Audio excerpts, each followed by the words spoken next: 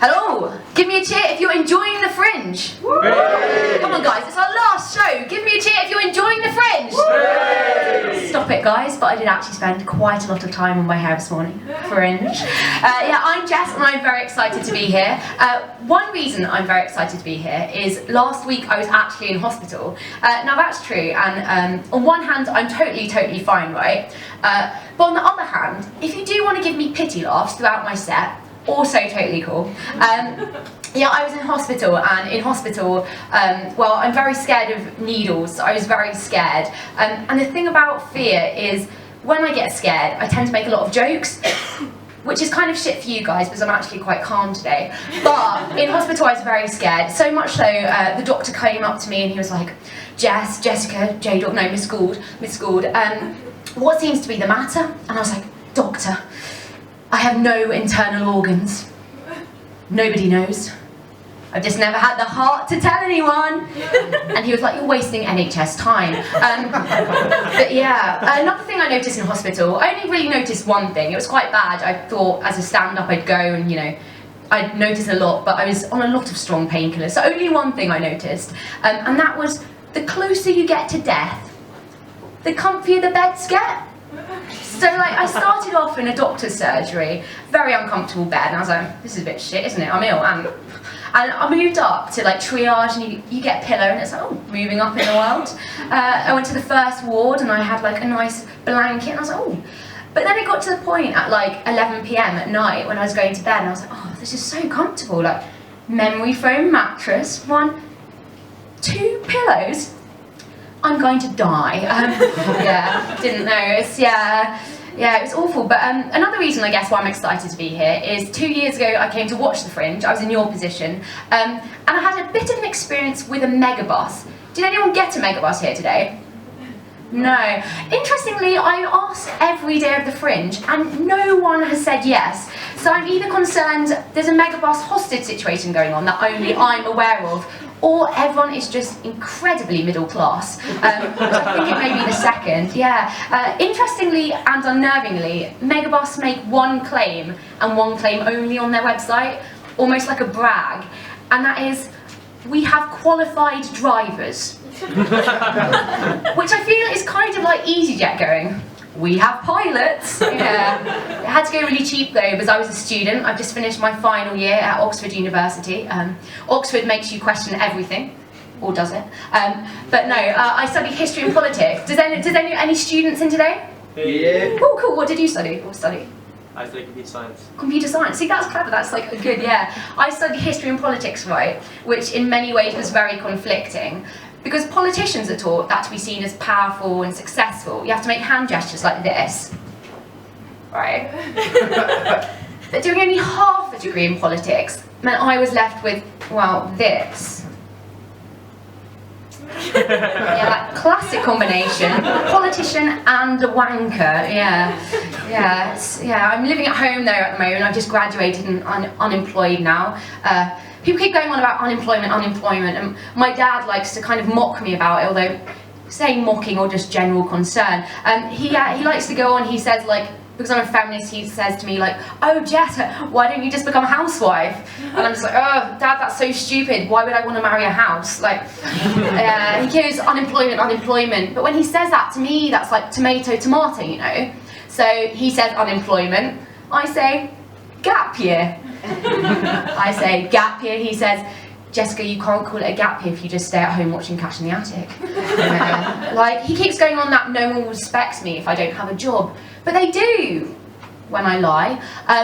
Like, I was in the supermarket the other day and it was like 11 AM. And I'm not saying I was hungover, because I was still drunk. I mean, we've all been there, haven't we?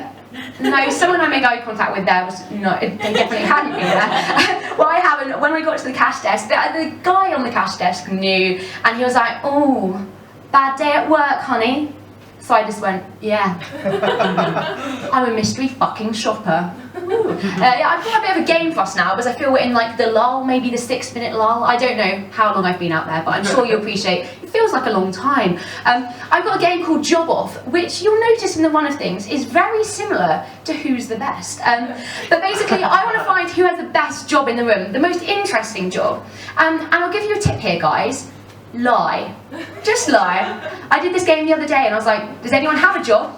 Nothing. I was like, does anyone ever had a job?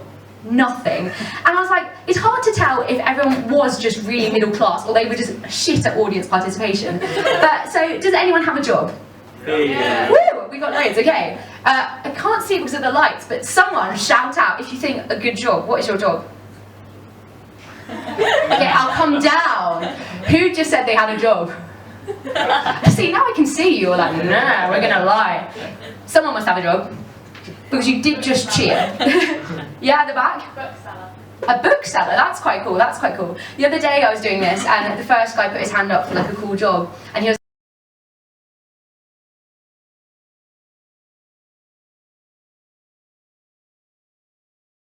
Produce proteins.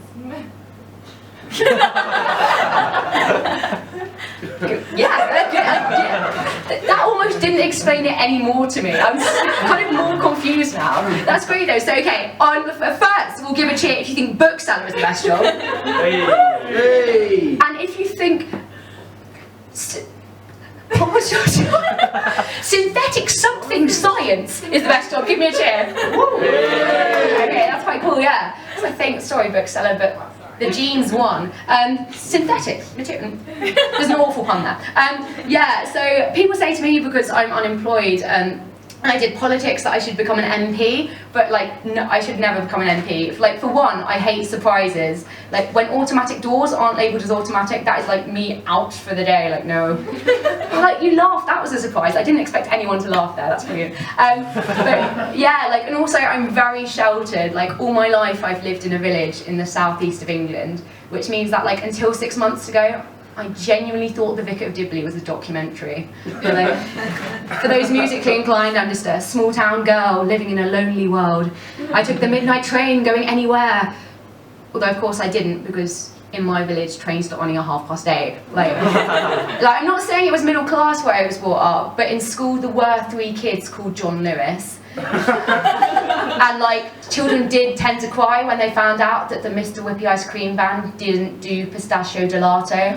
Yeah, I lived a quite sheltered childhood and I was quite odd as a child, and that's definitely carried through. Like, as a child, like when I was 5, my grandma at Christmas gave me a lovely present. She gave me a book of word games and like word puzzles, and on receiving such a lovely, thoughtful gift, I went, oh, thank you, Grandma.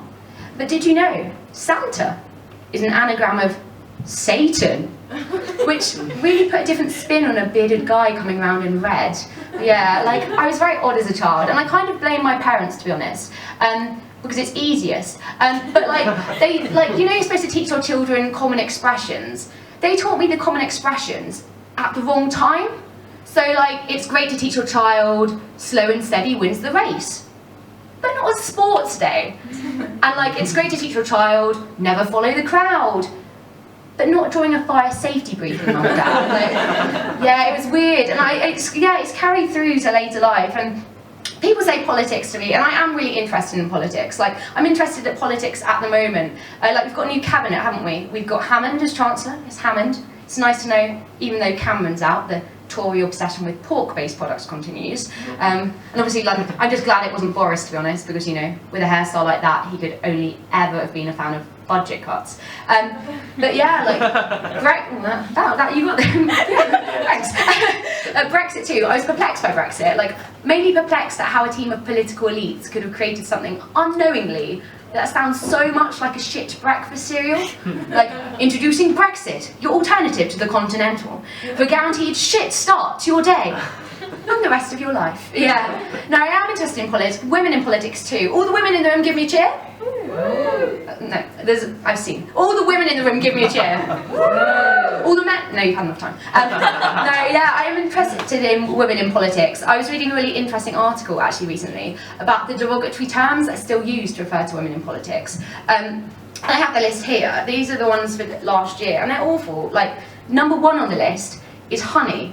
Like, if I was an MP and someone came to me and they were like, oh, honey, can you help me with this legislation? I'd be like, no, because I'm a viscous liquid. Like, number 2 on the list is flour. It's awful, isn't it? 3 is sugar. Like, it's 2016, isn't that awful? Like, yeah. 4 is treacle, and 5 is cupcake cases, and 6 is butter all over. Shit, no. That's just a recipe for a cake. That's shit. Yeah. Anyway, I've been Jess Gould. Thanks so much.